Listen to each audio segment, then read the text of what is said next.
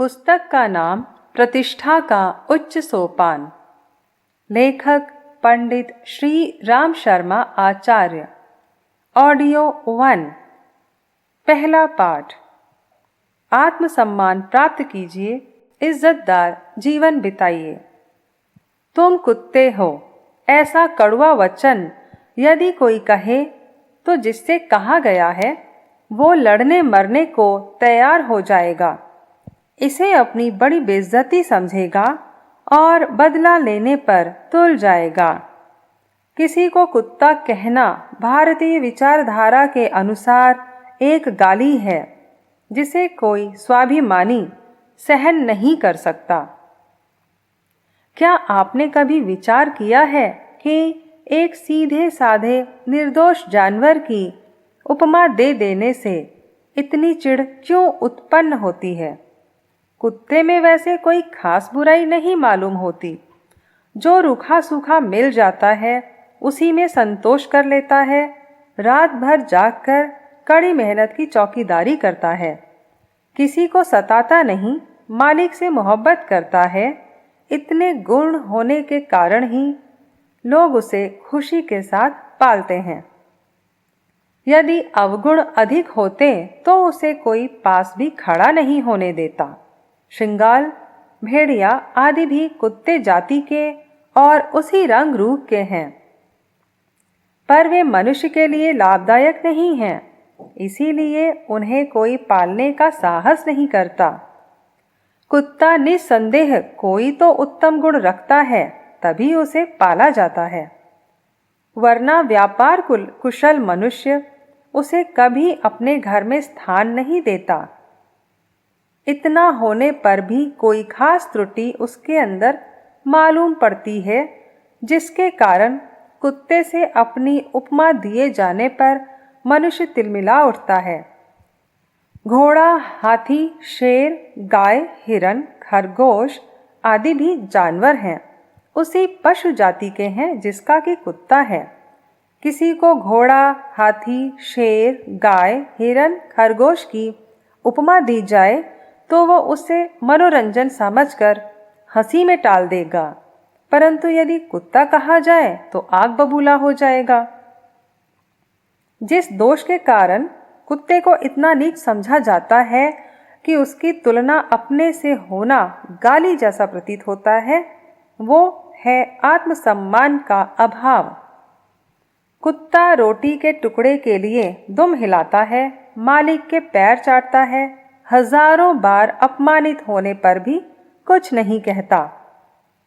मनुष्य की अंतरात्मा कहती है कि बेइज्जती सहन करना सबसे बड़ा असह्य आघात है। उसे कुत्ता सहन कर सकता है पर मनुष्य नहीं।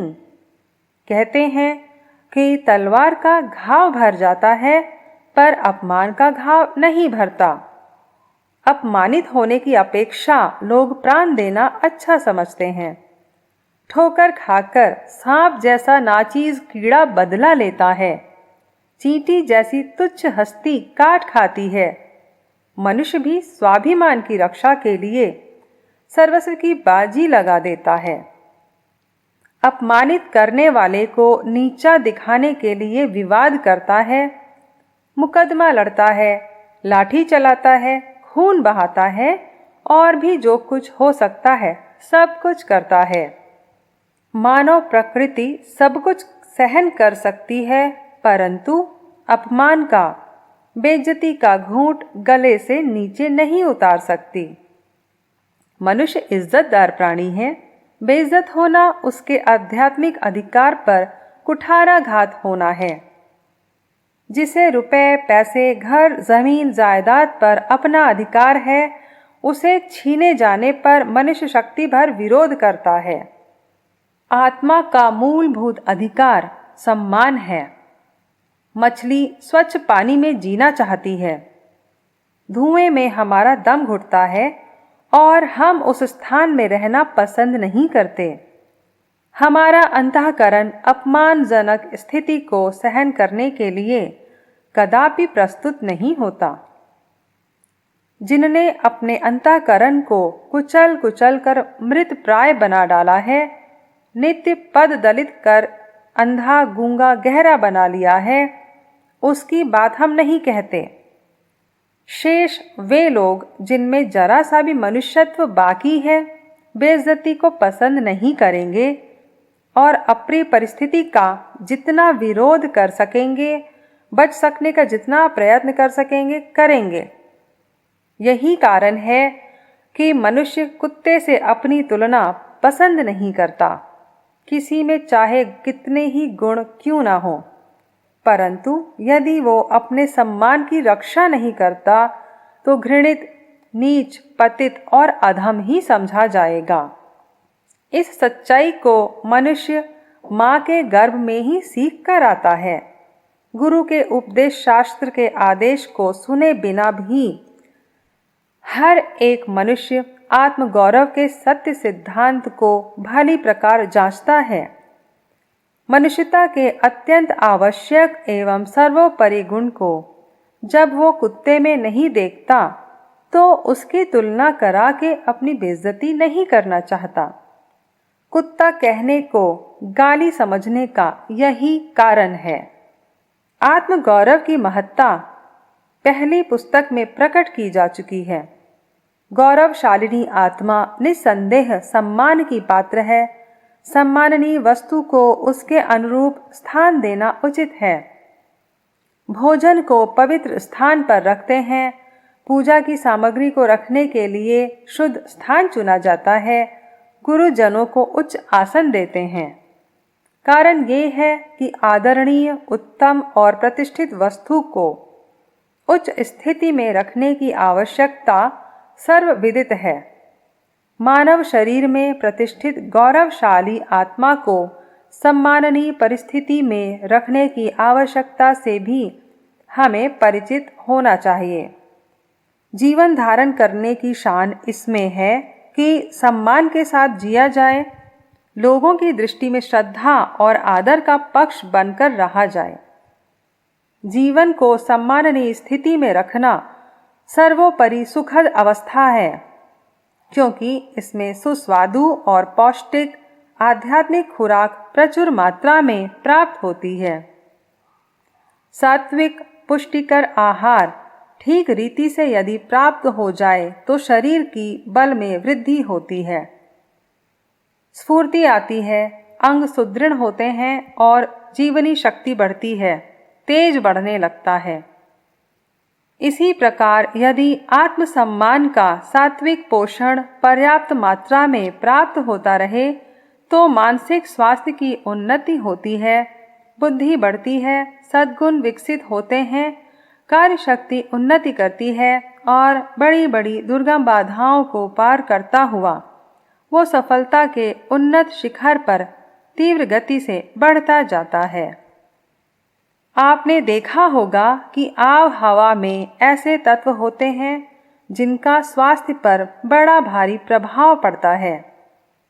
किन्हीं स्थानों की जलवायु ऐसी स्वास्थ्यकर होती है कि बीमार आदमी अच्छे हो जाते हैं और अच्छों की तंदुरुस्ती बढ़ती है।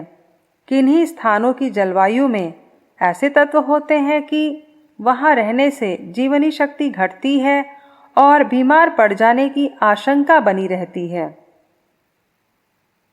समुद्र तटों पर तथा पहाड़ों पर कुछ समय के लिए बड़े लोग वायु सेवनार्थ जाया करते हैं ताकि उनका स्वास्थ्य सुधर जाए।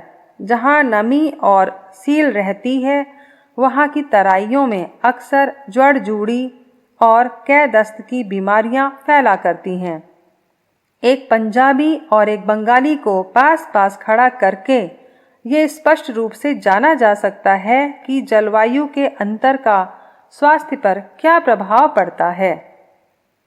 मोटी दृष्टि से देखा जाए तो स्वास्थ्यप्रद और हानिकर स्थानों के पानी का रंग, रूप तथा स्वाद एक ही तरह का मालूम पड़ता है।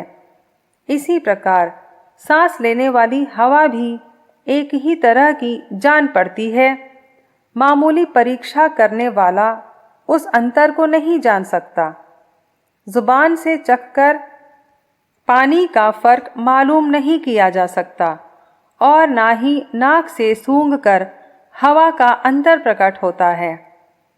साधारण बुद्धि उस फर्क को जानने में प्रायः असमर्थ ही रहती है, तो भी वो अंतर अस्वीकार नहीं किया जा सकता। विवेक पूर्व अन्य साधनों से परीक्षा करने पर वह अंतर समझ में आता है और अंततः यह मान लेना पड़ता है कि उन स्थानों की जलवायु में कुछ ऐसे तत्व अदृश्य रूप से मिले हुए हैं जो तंदुरुस्ती पर बड़ा भारी प्रभाव डालते हैं। अदृश्य और अगम्य होने पर भी उन तत्वों का होना इतना सत्य है जितना कि दिखाई पड़ने वाले प्रकट पदार्थों का होना।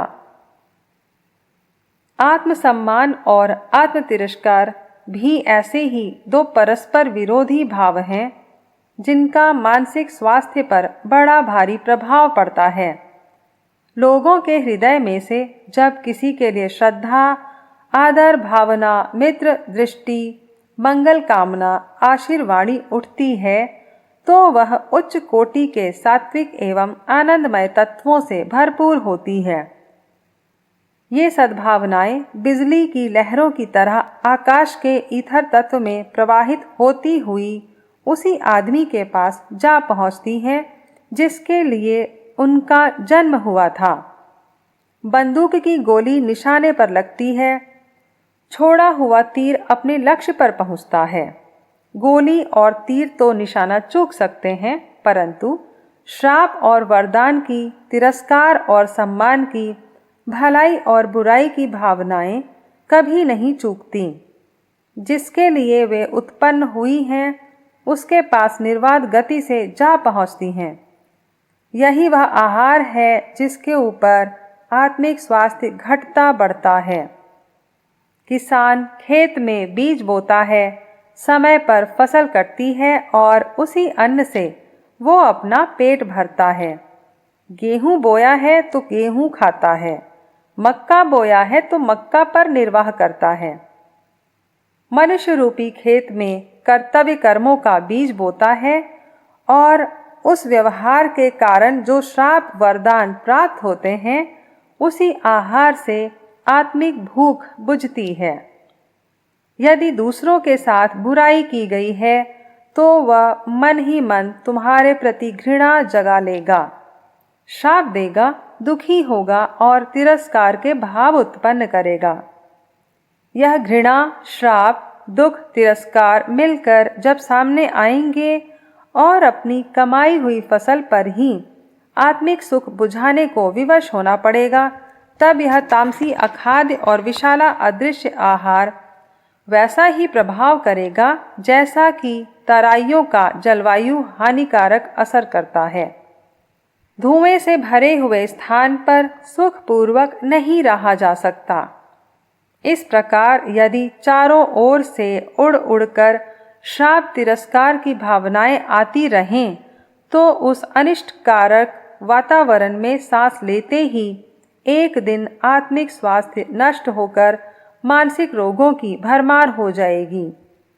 अशांति, बेचैनी, झुंझलाहट, चिड़चिड़ापन, उदासी, निराशा, क्षोभ, असंतोष, ग्लानि, चिंता, भय, आशंका, ये सब तिरस्कार नामक मानसिक रोग के लक्षण हैं।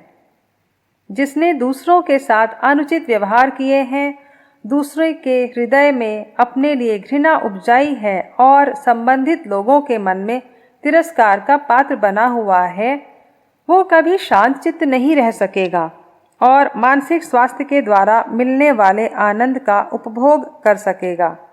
उसे उपरोक्त मानसिक विक्षोभ सदैव पीड़ित किए रहेंगे और एक क्षण के लिए भी संतोष की सांस नहीं लेने देंगे। रोगी कभी कराहता है, कभी चिल्लाता है, कभी हड़फूटन बताता है, कभी कभी सिर दर्द से बेचैन होता है। उसे न रात को चैन पड़ता है न दिन को। इसी प्रकार तिरस्कार पूर्ण दुर्भावों के रोग जिस पर हर घड़ी आक्रमण कर रहे हैं, वो मानसिक रोगी बड़ी दुखदायी एवं दयनीय स्थिति में निर्वाह करता है। भले ही उसके पास ढेर की ढेर धन दौलत जमा हो, भले ही शानदार महल, बढ़िया वस्त्र, स्वादिष्ट भोजन का उपभोग करता हो, परंतु सचमुच देखा जाए तो वो एक गरीब मजदूर से भी बुरा जीवन व्यतीत करता है। जो शांतिदायक नींद गरीब मजदूर सोता है, वो उस रोगी और अमीर का नसीब नहीं हो सकती। शरीर का रोगी होना जीवन का अभिशाप है। जिसने अपना मानसिक स्वास्थ्य नष्ट कर डाला, समझिए कि उसने अमृत को नाली में बहाकर बर्बाद कर दिया है। दूसरों के मन में यदि आपके लिए आदर है, सम्मान है, सद्भाव है, तो वे ऐसी शीतल, शांतिदायक, आनंदमयी विद्युत धारा अदृश्य रूप से प्रवाहित करेंगे, जो आप तक पहुँचते पहुँचते ऐसी स्वास्थ्यप्रद बन जाएगी जैसी समुद्र तट एवं पर्वतीय प्रदेशों की जलवायु हो।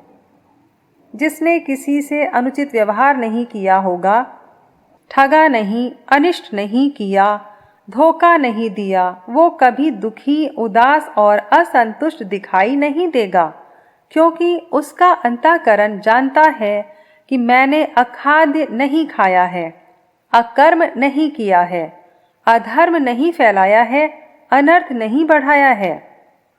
मन से, वचन से, कर्म से जिसने दूसरों का हित चाहा है, स्वार्थ की अपेक्षा परमार्थ को प्रधानता दी है, नम्रता, उदारता, प्रेम, भलमनसाहत, ईमानदारी का व्यवहार करके संबंधित लोगों को संतुष्ट रखा है, वो सच्चा सम्मान का पात्र है। अपनी दृष्टि में जैसा कि वो वास्तव में है, कुछ लोगों अपनी दृष्टि में जैसा कि वो वास्तव में है, कुछ लोग भी उसे वैसा ही समझेंगे जैसा कि वो वास्तव में है। कुछ लोग कुछ समय के लिए भ्रम में रह सकते हैं, पर अंत में सच्चाई प्रकट होती ही है। भला आदमी सदैव भला ही रहेगा। उसे अपने आप से, दूसरों से सच्चा सम्मान प्राप्त होगा। वो सम्मानपूर्ण वातावरण उसके मानसिक स्वास्थ्य की पुष्टि करेगा। प्रसन्नता, संतोष, शांति, स्थिरता, आनंद से उसका चित्त उमंगे लेता रहेगा। ये जीवन ही उसके लिए स्वर्ग होगा, भले ही वो धन दौलत की दृष्टि से गरीब ही बना रहे। महात्मा इमर्सन कहा करते थे कि अपमानपूर्वक 1000 वर्ष जीने की अपेक्षा सम्मान के साथ एक घड़ी भर जीना अच्छा है। सचमुच जिंदगी का आनंद गौरव के साथ, सम्मान के साथ, स्वाभिमान के साथ जीने में है। इस बात को भली प्रकार समझ लीजिए कि यदि आपके अंतःकरण में सजीवता मौजूद है, तो वो आत्मसम्मान की प्राप्ति के लिए सदैव लालायित रहेगा, इज्जतदार जिंदगी बसर करना चाहेगा और कमियों को किसी प्रकार बर्दाश्त किया जा सकता है, पर जागृत हृदय इज्जत का अभाव सहन नहीं कर सकता। ये भूख आध्यात्मिक है, स्वाभाविक है, ईश्वर दत्त है। पेट की भूख बुझाने के लिए हम उद्योग करते हैं, आत्मा की भूख बुझाने के लिए सम्मान संपादन करने का प्रयत्न करना भी कर्तव्य है। इस कर्तव्य को पालन करके ही हम आत्मिक बेचैनी से छुटकारा पाकर तृप्ति लाभ कर सकते हैं।